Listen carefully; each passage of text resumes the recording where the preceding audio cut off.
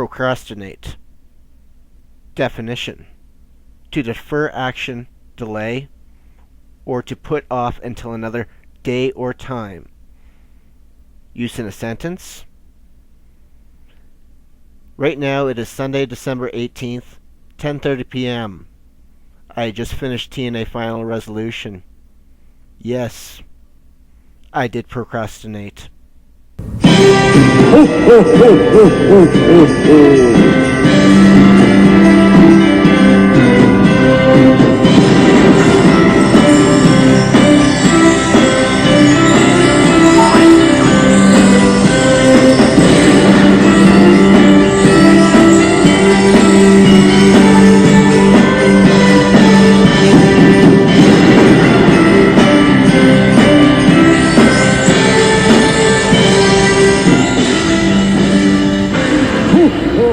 This is Smok'n Radio coming at you with our second episode review show.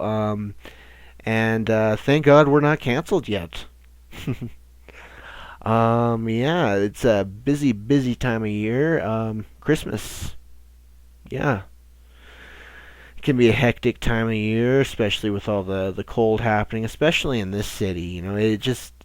It gets just so fucking cold around here. Last weekend I had my furnace go out. I had to deal with all that bullshit. And, a couple weeks prior it was my truck that went. And just, it can be a stressful time of year. But, sometimes you just gotta let loose, sit down on the couch, throw on an old wrestling DVD, and record a podcast. Well, let's talk about some stuff that's been going on besides the weather of the season. Earlier on this week there was a show on Pop TV called Total Nonstop Deletion. It's kind of hyped up for a few weeks here. The whole episode of TNA Impact taking place on the Hardy compound, and I was actually quite a big fan of the final deletion. And delete or decay, and a lot of the other stuff they did prior to this. It may only be 10, 15 minutes an episode on Impact, but it really is a highlight of the show each week. And it has been getting a lot better over the past few months in creativeness or creative wise on the show. But this is a big experiment for them doing this. Doing this full show with essentially Matt Hardy booking the entire thing in character. So I watched it yesterday. Yesterday being Saturday evening, and it was bad. It was bad. They had his 1-year-old kid wrestle Rockstar Spud, which was a total joke.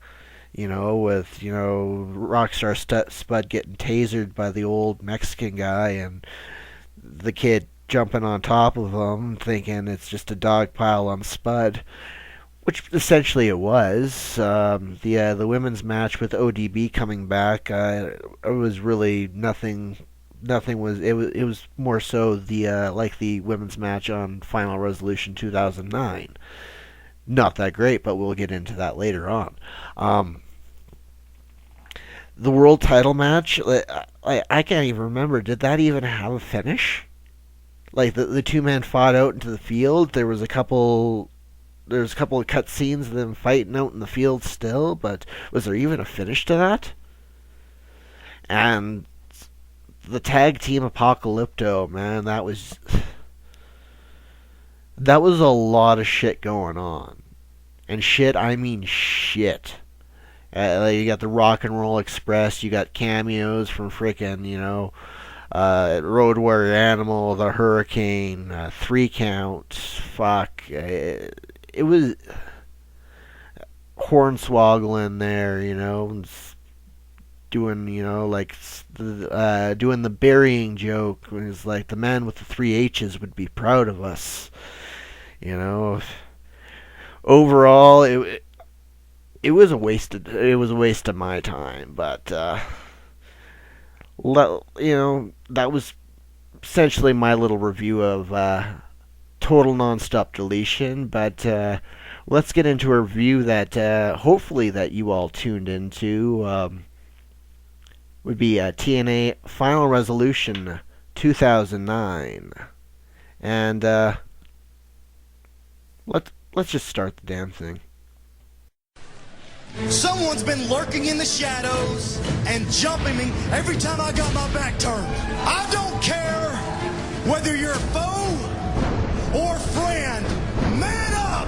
How is it possible, after all the years that you and I have been friends, that you could think that I'm the guy attacking you every time your back is turned? That's enough. No! It's not enough! You are so arrogant. With that belt on your shoulder? Is that the way you really feel, Chris? AJ and I, we both started from the bottom here in TNA. And if the company supported me the same way they supported AJ, I could be world champion right now. Because I am every bit the wrestler that AJ Styles is. Daniels able to avoid the muscle buster. Best moonsault ever, and he nailed it. Ow! Springboard 450 by Styles onto the back of Daniels. He did it! That was simply amazing. I had that match won. Best moonsault ever. And AJ Styles to win for me. What kind of friend is he? I didn't go out there to pin Daniels. I went out there to win the match. This whole competition between you and I, Chris, has now turned personal. You want to throw years of friendship out the window? Really, Chris? You stabbed me in the back, and you stole my only chance for greatness. The truth is, AJ, I've been a better friend to you than you've ever been for me. All the support that I've given you, and now you're world champion. But where did your friendship ever get me? I didn't get any world title shots here in TNA. And when I lost my job here, and I was gone for 16 months, where were you?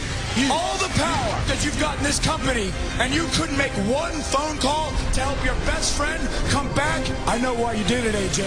Because you knew that I was always a better wrestler than you. And that is why you wanted me to be your best friend. Because you didn't want me to be your worst enemy. Well, it's too late now, AJ. Because I should have known when I won this World Heavyweight title that this was the beginning of the end of our friendship. And now, at Final Resolution, you want a shot at my World Heavyweight title? You can't beat me at all. You're going to find out what the phenomenal AJ Styles is all about.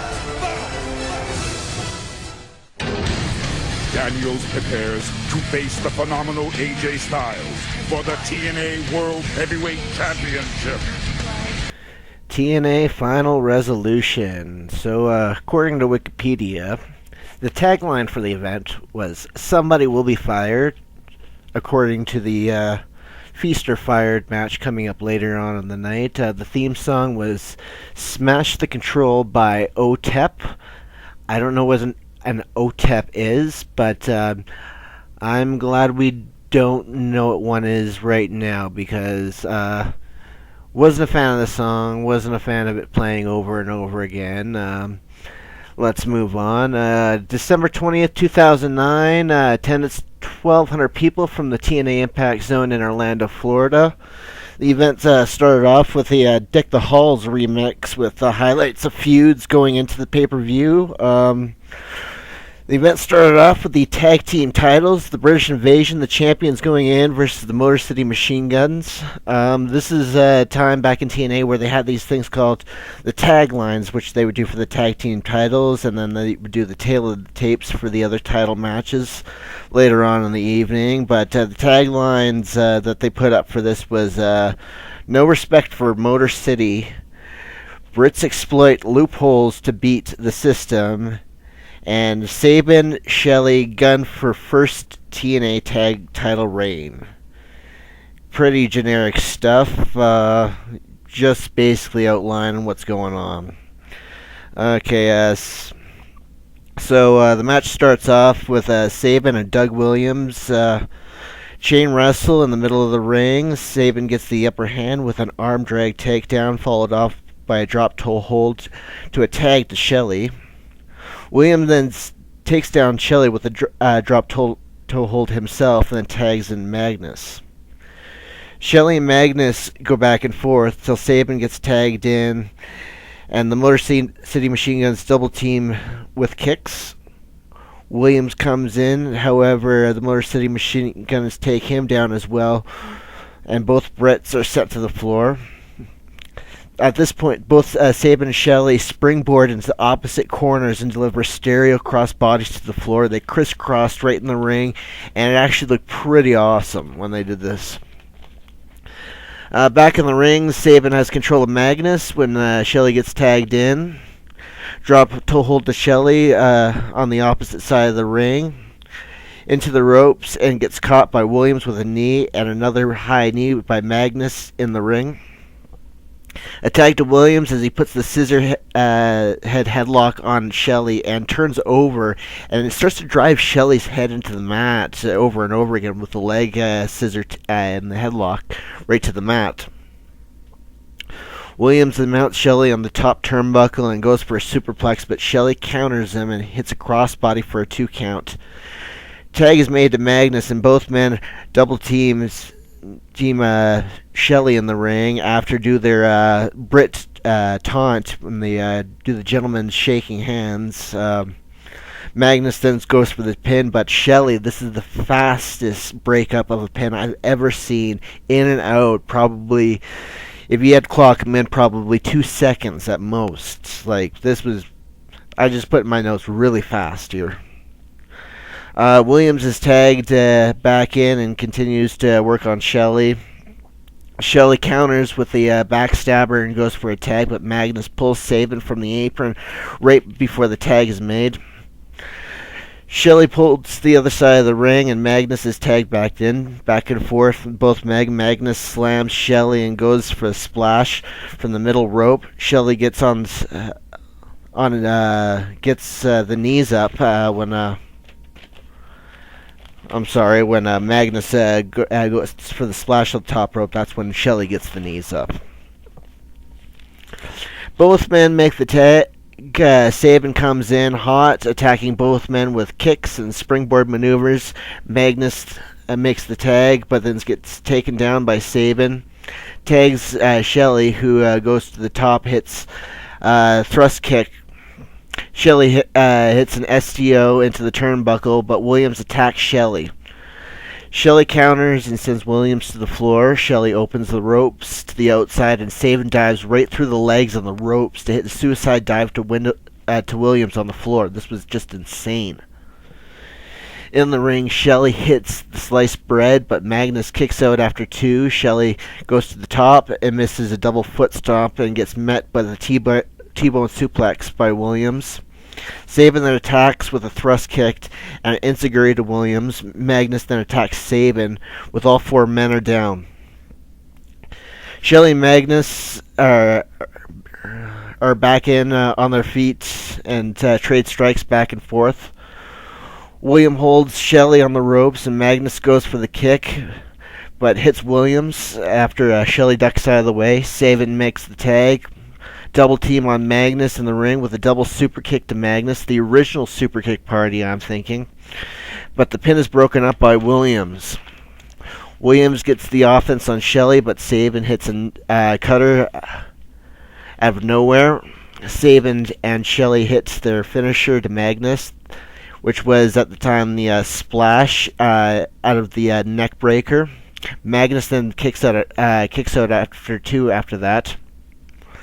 The referee at this time tries to get Shelley back in the corner, but Williams comes in and him and Magnus hit a double team behind the referee's back, a power bomb off the top rope. Magnus then rolls up Sabin for the 3 count, 11:47. This was a really hot opener. The only thing I would say, like, there was too much that went on in this, but TNA was at this time was really known for their hot openers. You know, they wanted to get the everybody off their feet. You know, everybody excited for hot off the first match. Let's put it that way. Today and Taz talk about the card, and January 4th with the Impact with the debut of Hulk Hogan there. Talk about that later on. Coming up next was the Knockouts Championship match. We went from a really, really hot match, and the crowd, in my opinion, just died a slow death during this match. ODB champion versus Tara. ODB was being the heel at this time, and with the character she had at the time, she was a baby face. It's like who's gonna boo against a rowdy country girl drinking out of a flask, squeezing her tits, rubbing her freaking junk on screen. Who's gonna boo against that? And it was against Tara. Nothing on her, but I really did enjoy this match just because the crowd wasn't into it, and I don't think both girls did a whole lot of good during this match, if I'd say so. Let's just get into it. See, we have a tail of the tape for this one instead of a tagline. A win over Kong fortifies Tara's rep. ODB rules the trailer park, whatever that means. And no fear factor for the challenger. Well, no shit. Tara brings out this tarantula on this freaking, candle cage or whatever named Poison. There's no candle in the cage, but it looks like something you'd put a candle in. Kind of gross spider. Tara chases ODB out of the ring as soon as she enters the ring. Both women enter the ring. ODB goes to give the title to the referee, but drops it and pushes him over. As he bends over to pick it up, he attacks Tara. Both women then go back and forth in the corners. Tara gets Irish whipped into the corner, but counters and locks in the tarantula. Breaks at the 4 count, then hits a leg drop off the apron for a 2 count. Tara goes for the Widow's Peak, but ODB counters. Both women go back and forth, and ODB gets the momentum. ODB hits the shoulder breaker for a 2 count, sets up Tara for the Bronco Buster, but kicks Tara instead of hitting it, trying a little heel maneuver, not doing the Bronco Buster. ODB continues attacking, hitting the fall-away slam, and keeps it up to 0 reaction, I noted here from the fans. Pins for a 2 count. Tara then gets a sloppy roll-up for a 2 count, but ODB capitalizes with stomps and kicks. ODB then goes to the second rope, dives at Tara, but Tara gets out of the way. Tara comes back with an open hand, strikes, hits a flapjack, and then a snap suplex, and then hit the standing moonsault for a 2 count. Tara goes for the Widow's Peak, but it's countered into a fireman's carry, but Tara hits knees to ODB and gets a roll-up for a 3 count to become the new Knockouts champion at 5:39. Christy Hemme interviews Tara, and she says this title is the reason why she came to TNA. Like I said, it wasn't that much of a match there. Both women didn't really have all that great a chemistry together. The fans were not into it. Then they play a promo for the January 4th live Impact with Hulk Hogan. And, I noted the last time on the show here when I was talking about, TNA had a lot of momentum going into this January 4th show. They had a lot of good TV. Their creative was doing okay at the time, but really, just it was the Hogan Bischoff thing that fucked everything up. Hogan just came in, took all of his money, brought in all of his friends. They had, TNA originals stand on the sidelines, like Samoa Joe, Sting, AJ Styles was doing a Ric Flair impersonation. It was a bad time, and a time that it really does break my heart. But let's just stick with what we're talking about here. We're going to go into the Feast or Fired match. Contestants in this match, Beer Money, James Storm, Robert Roode, Eric Young, Kevin Nash, Sheik Abdul-Bashir, Kiyoshi, Cody Deaner, Jay Lethal, Consequences Creed, Rob Terry, Samoa Joe, and Homicide. You take a look at that list of guys, and you pretty much got like half the NXT roster right there. You know, James Storm was there. You got Bobby Roode, Eric Young, Samoa Joe. Consequences Creed not in NXT, but Xavier Woods on the main roster with the New Day. I mentioned Samoa Joe. It's insane, just like the turnaround and like the career resurgence these guys have actually gotten in WWE and NXT. But let's move on. I didn't do a whole recap of this match in my notes. I just, there's a lot going on, so I just wrote some highlights down what I seen and during the highlights leading up to the briefcase grabs. So let's start. The bell rings and there's melee everywhere to start. Everybody seems to be pairing off with each other. Bashir and Diener were paired off in the ring. They go back and forth trying to grab a briefcase. Good double team maneuvers by Lethal Consequences, that being Xavier Woods, Consequences Creed, and Jay Lethal, Black Machismo at the time. Creed then goes for a briefcase and gets countered by Bashir. Bashir and Diener fight over the briefcase. When it gets loose, it falls to the floor with both men still on the top rope. Both men race for it on the floor and have a tug of war on the floor where Bashir then kicks Diener and then hits him in the head with the briefcase. Briefcase number 2 belongs to Bashir. While this is all going on, out of nowhere, Rob Terry goes and retrieves briefcase number 4, with everybody distracted with Bashir running off briefcase number 2.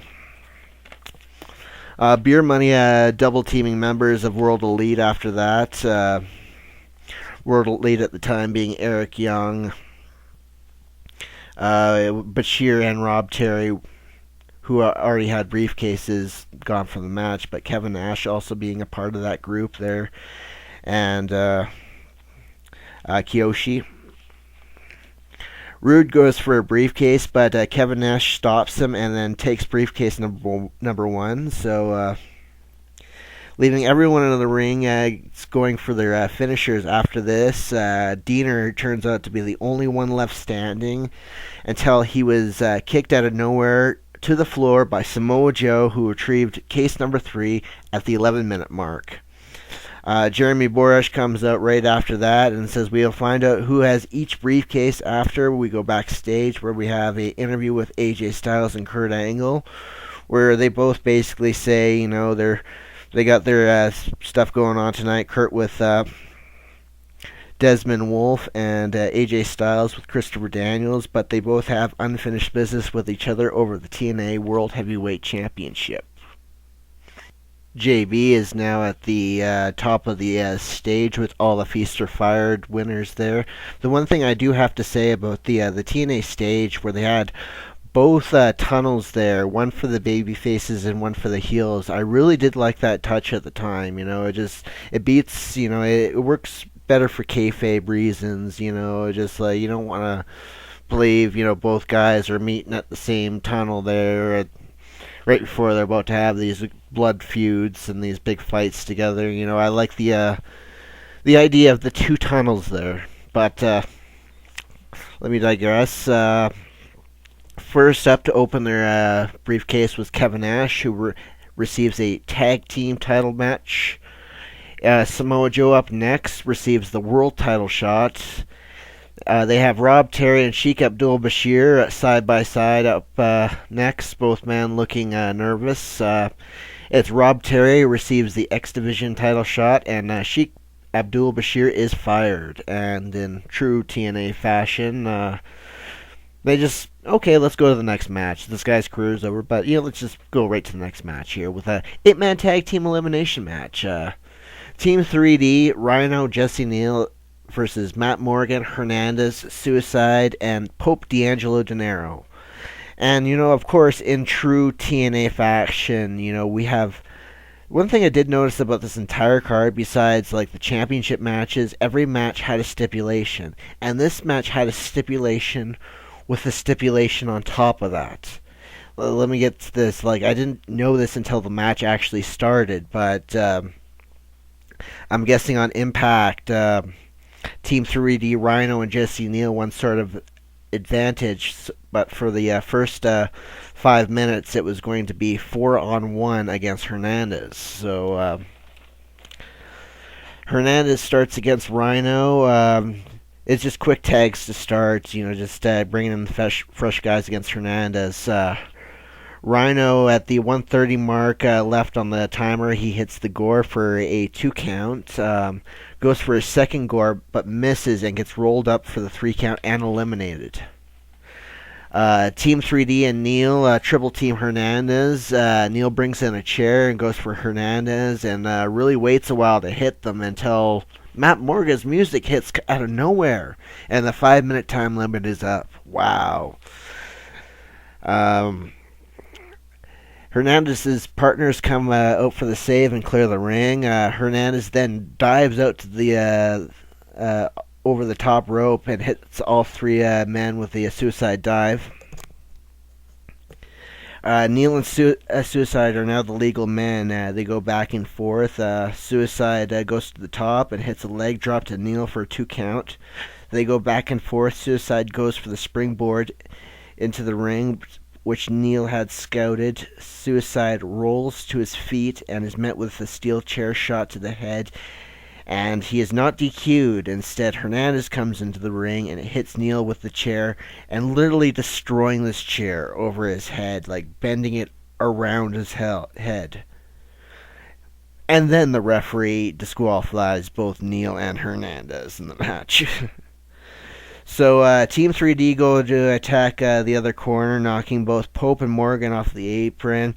Hit the 3D to Suicide. Devon pins for the 3 and pins him for the 3. Suicide is eliminated. We're now down to 2-on-2 with Team 3D taking on the Pope and Matt Morgan.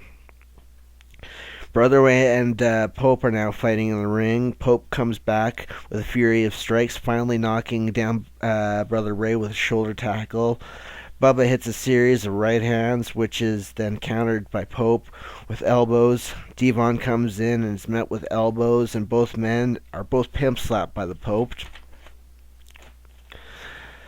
Pope then goes to the top, hits a clothesline to Bubba for a 2 count. Devon gets up and attacks Pope, Irish whipping him into the ropes, and Team 3 hitting the 3D and eliminating Pope.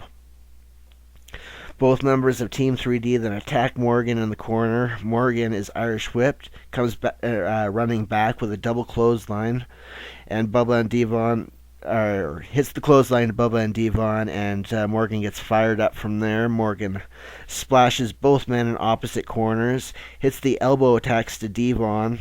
Bubba comes back to splash Morgan, but he moves out of the way and he splashes Devon. Morgan then goes for the choke slam on Bubba, but Devon hits Morgan low. Devon continues with the double team after they go for the 3D, but Morgan counters by kicking Devon and clotheslining Bubba. Morgan then hits the carbon footprint to Devon and pins him for the 3 count. 1-on-1 now, Brother Ray versus Matt Morgan. Both men striking back and forth. Bubba hits Matt Morgan down with a clothesline, but misses the splash. Morgan goes for the Hell Ovator, as he called it at the time, but is countered into a DDT for the 2 count.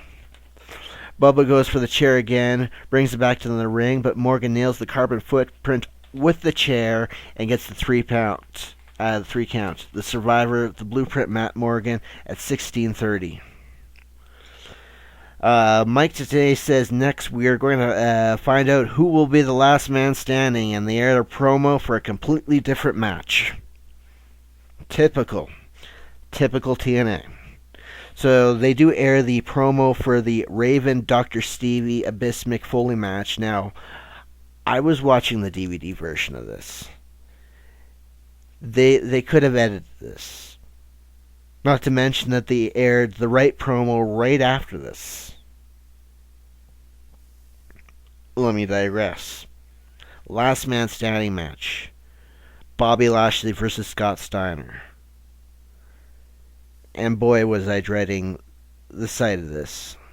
Bobby Lashley, Scott Steiner. Last man standing.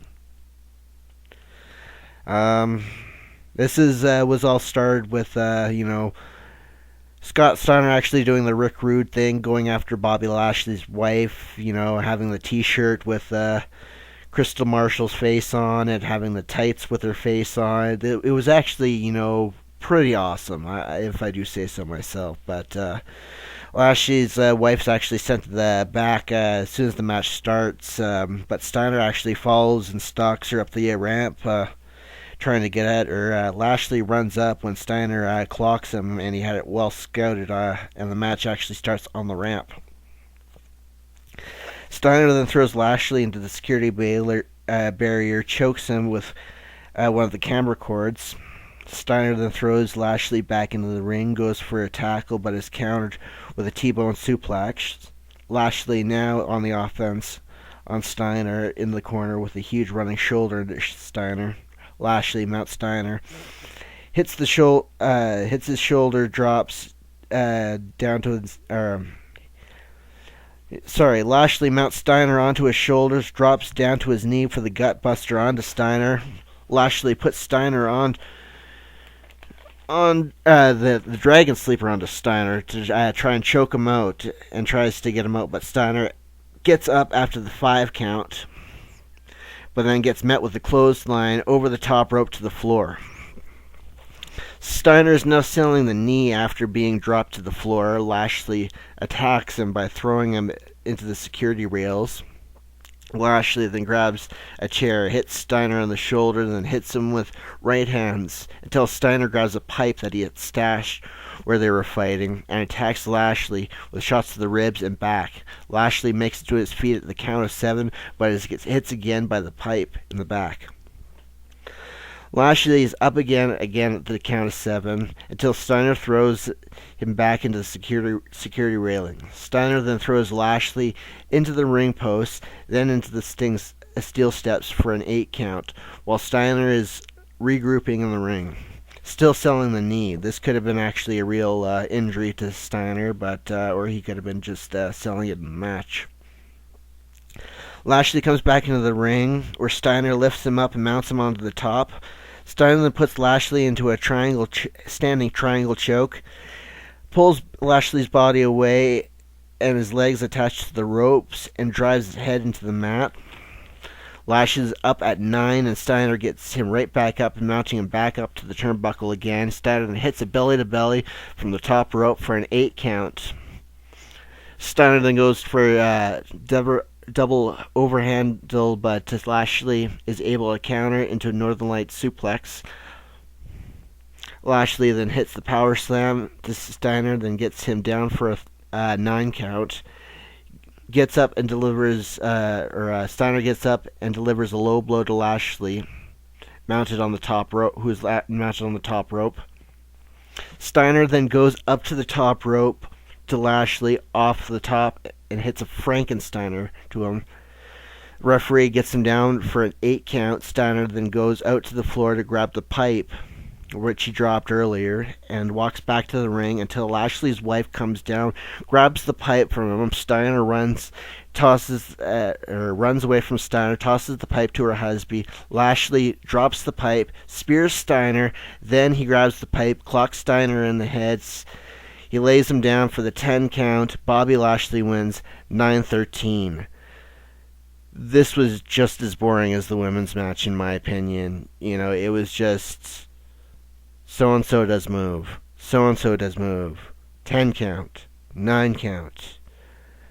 It was a very boring match for both men. Now that we go into the match that they promoted right before this match that was coming on next, but we have, Raven and Dr. Stevie with Daphne taking on Abyss and Mick Foley. Now, we see the video footage leading up to the match. Abyss wants to know if Mick Foley has his back. It leads to the return of Raven to help out Stevie Richards in the feud. Abyss gets his leg heavily burnt in security cam footage, but let's just start this Stevie and Raven both come to the ring. Stevie brings a chair that says, "Abyss used my chair." On the way to the ring for Foley and Abyss, Foley announces it's going to be a Foley's Funhouse Rules match. Foley and Abyss start the match. Both pair off. Foley then grabs Raven's kendo stick, blasts Stevie with the kendo sticks, and Abyss connects with a splash to the corner. Foley hits a running knee to Stevie. Abyss ends up inside the ring with Stevie, while Raven and Foley brawl to the back. Stevie rolls to the floor, and Abyss chases him as they fight to the announce table position. Abyss brings a table over and goes to powerbomb him through it. Raven then attacks Abyss, stopping him with a kendo stick as they work over the injured, burnt leg. Stevie chokes out Abyss. Raven catapults himself off the ring steps, just running off the top of the ring steps in with a knee to the face of Abyss. Foley, out of nowhere, comes down and helps his team with a shopping cart full of Mick Foley goodies. Foley attacks with a barbed wire baseball bat. He pile drives Raven inside the ring. Foley then pulls out Mr. Socko, but Raven stops with powder to the face, kind of missing. Raven then does go for his own mandible claw. I notice he was using it with his index and middle finger instead of his ring and middle finger as the traditional way of doing it. I, of course, pointed that out. Foley fights him off. Abyss goes for the shock treatment on Stevie and fights off Raven with a big boot before delivering the move, complete with a leg drop to Raven. Only gets a 2 count. After that, we get stereo sockers as Abyss pulls out a Socko and Foley goes after Stevie and Abyss onto Raven. Foley and Stevie fight to the floor. Raven counters the mandible claw with a DDT in the ring for 2 onto Abyss. Foley wraps Stevie in this stiff barbed wire ring. It was, just a bunch of wrapped barbed wire around him. He wraps them and he sets Stevie up on the table that Abyss set up earlier before delivering the trademark Cactus Jack elbow off the stage through the table. Back in the ring, Daphne comes in, runs in, and hits Abyss with a chair. And Abyss basically no-sells that. Raven stops Abyss from giving her the shock treatment. So instead, Abyss hits him with a black hole slam to finish at 9:45. This was pretty good hardcore match. It was a fun little match. Overall, pretty good. We're in the back, and Samoa Joe is being interviewed, and where he talks when he cashes in his World Championship match, he will walk out the World Champion. As we move on to the Kurt Angle versus Desmond Wolfe 3 Degrees of Pain. Now, this match takes place inside 6 sides of steel.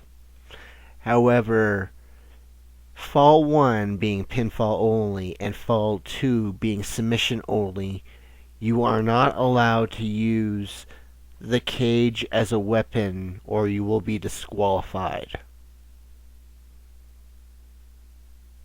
Okay. I'm just going to let that sink in. A steel cage match where you can't use the cage for 2 falls of a 2 out of 3 falls match. Let's move on. The match starts off with both men chain wrestling back and forth. Wolf grabs a hammerlock, but Angle switches to a go-behind face lock. Wolf counters into an armbar and turns it into a Half Nelson chinlock. A key bar, or a key lock, according to Taz. Angle counters and grabs a single leg takedown. Angle grapevines leg. Wolf counters, delivering a kick to the face.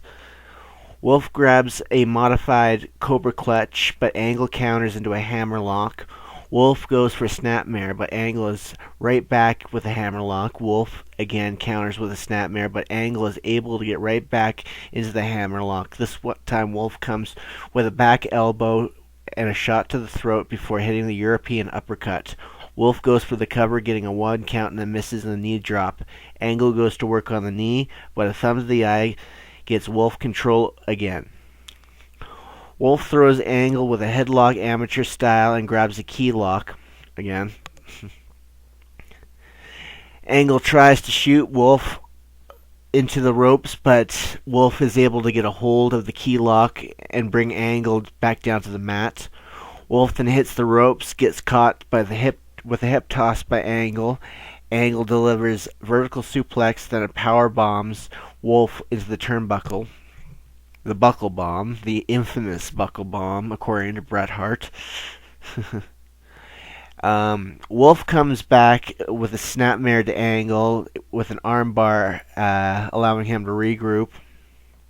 Wolf delivers a headbutt to the midsection, then blocks a sunset flip by Angle. Wolf then goes back to a modified Cobra Clutch but misses the clothesline. Angle charges with a boot from Wolf, but then he comes right back with an over-the-head belly-to-belly suplex. Wolf comes back with a flying hammerlock and goes for a lariat. Angle ducks and hits 5 rolling German suplexes. Angle then goes to the top but gets caught by Wolf and hits the Tower of London, but only gets a 2 count. Wolf again goes for the lariat, but is ducked by Angle, who gets a schoolboy for 2. Wolf then goes for the Tower of London, but Angle counters with the Olympic slam, but he only gets a 2. Angle then goes to the top rope for a moonsault, but comes up empty, nobody there. Wolf then takes his head off. Wolf then comes off with a rebound lariat. Another Tower of London connects, this time for the pin at 12:41. Wolf has the first pin. We go into the second fall, submission only. Wolf grabs the shoulder with his knee, trapping it in a hammerlock, then pulls back on the arm of Angle, sitting in a locking the submission. Sorry, this is a lot to get out. There's a lot going on in this match. Angle's able to roll through and turn into a figure 4 leg lock. Wolf is able to get to the ropes for the break. He delivers a headbutt.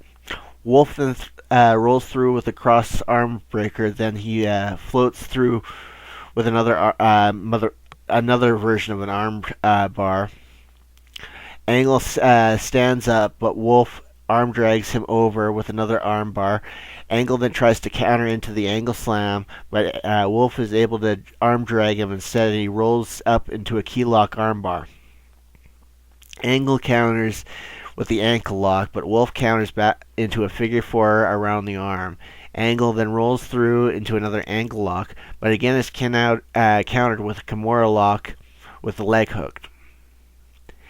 Angle picks the ankle again, goes back to the ankle lock. Wolf rolls through and counters the ankle lock with one of his own. They trade counters again. Wolf eventually locking in the triangle choke with a trapped arm. Angle is able to escape with another ankle lock. This time he chops the leg with a grapevine and gets the tap out at 19:59 at the 20-minute mark. The third fall we go into, the escape the cage fall.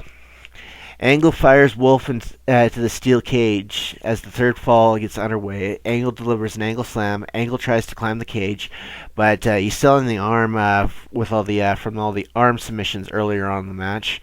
He's caught by Wolf that drives Angle's arm into the side of the cage. Wolf then catches him and delivers a superplex off the second rope. Now goes to climb himself. Angle catches him and drives the knee into the cage, but they go onto the top rope. Wolf kicks him off the top rope, but Angle is back up and he sprints up to the top, throwing Wolf off. Angle bounces off the ropes and delivers a rebound lariat of his own. Wolf is now busted open. Angle climbs to the top rope for a frog splash, but he catches the boot of Wolf in the shoulder. Wolf used his injured ankle from the ankle lock, though. Let's say. It's like he Wolf used his injured ankle for that attack, and he begins selling it. Climbs for the door when Angle charges him. Wolf then uses the door, slamming it in the face of Angle. Wolf nearly gets out of the cage, but Angle catches him, pulls him into the middle with an ankle lock. Angle grapevines the leg. Wolf taps, but it does him no good. Wolf is selling the ankle. Angle finally lets go, leaving Wolf in a pool of his own blood. Angle goes to climb out of the cage, but Wolf sees him and pulls himself to the door. Angle, however, is able to drop seconds before Wolf can crawl out and gets the victory at 26-16. Great match. Honestly, great match on this card where there wasn't a whole lot of really great stuff. This match actually went above and beyond what I thought it was. I thoroughly really did enjoy this match. Sorry again for the stuttering at some parts. I've been doing pretty good, but there's a lot going on in this match here. Both men worked phenomenal. They didn't break their backs. They worked really smart. Angle didn't go to the top for his top of the cage moonsault like a crazy son of a bitch, even though he did go for a moonsault during the match. But honestly, overall, great, phenomenal match. Match of the show. We see Mick Foley then interviewed backstage. Says he has questions for Hulk Hogan and his motives January 4th, and he better be getting these questions answered. We go into a video for the TNA World Heavyweight Championship match, Daniels versus AJ Styles. The tail of the tape, the points on this one were friends turn enemies, no excuses for challenger or champion, and who's next, referring to who's going to be the next challenger for either one of these men. We all know what happened next. I already explained that earlier for AJ, but let's just focus on what's going on here, because this is a pretty good match as well. They start the match. They fight into the corner. Daniel smacks AJ and grabs the side headlocks. Styles throws him into the corner, and Daniels tries to beg him off. AJ backs off, which leads to Daniels to jump on with a wrist lock. Daniels drops down and locks the arm with his knee, telling us he's the champ before grabbing the armbar. Styles counters into a head scissors, but Daniels counters with a float over into another armbar. AJ counters with a trip, grabs the chin lock. AJ hits the ropes, delivering a shoulder block, but Daniels rolls up with the ankle lock, goes for an armbar.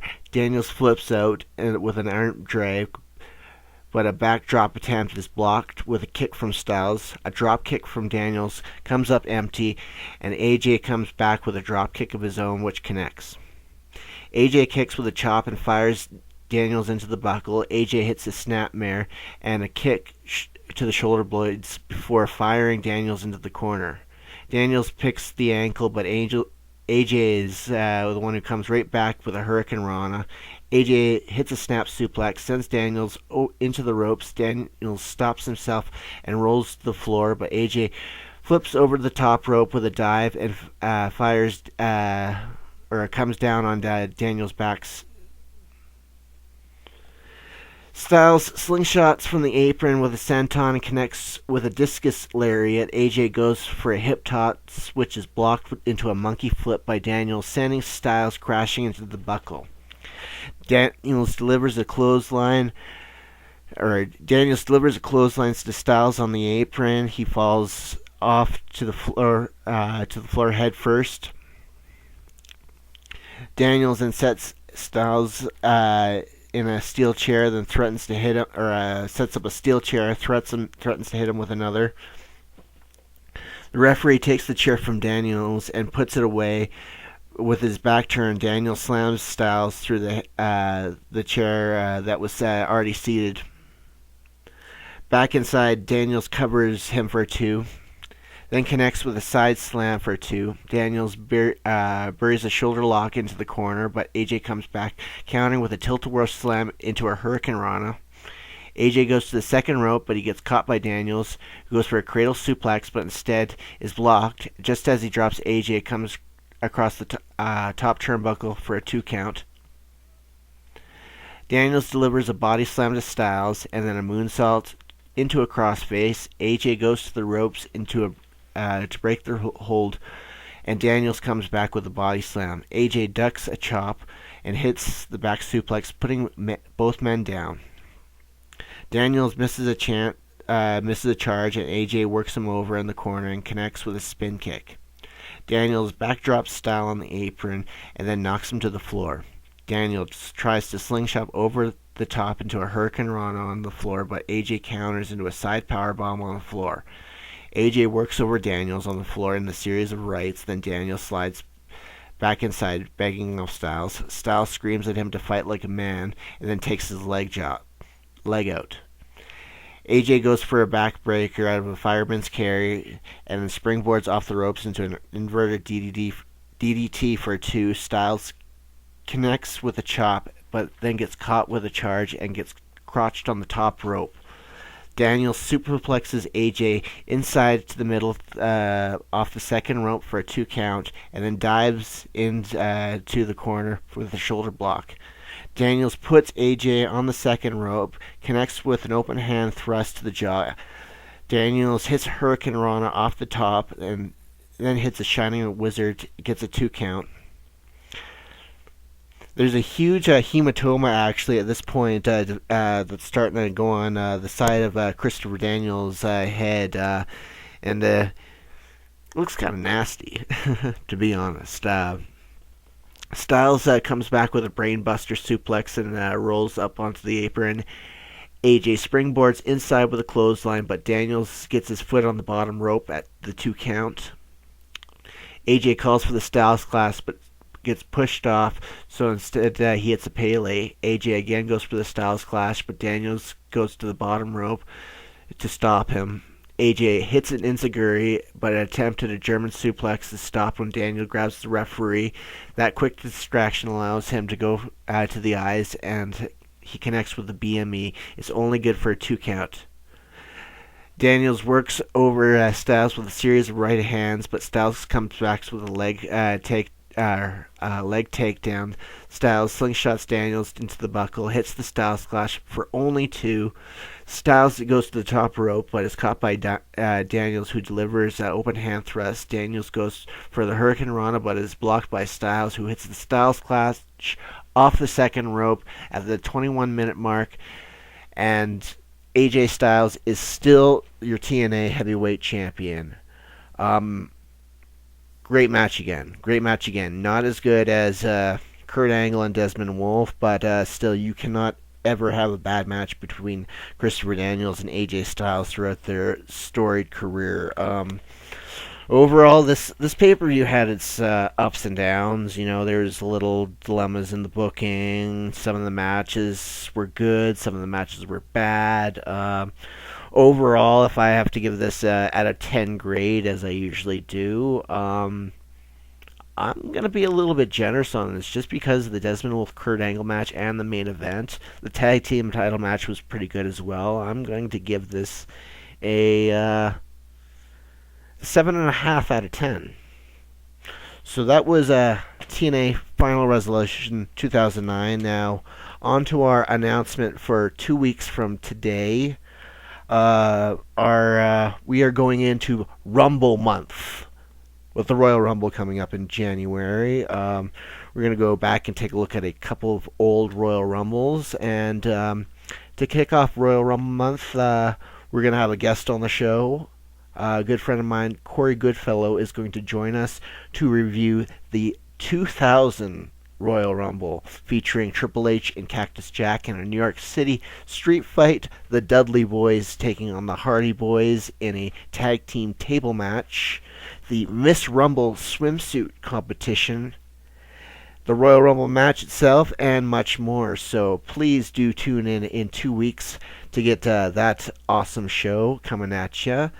But until then, I just want to take this time to wish your family and yourself a happy holidays, Merry Christmas.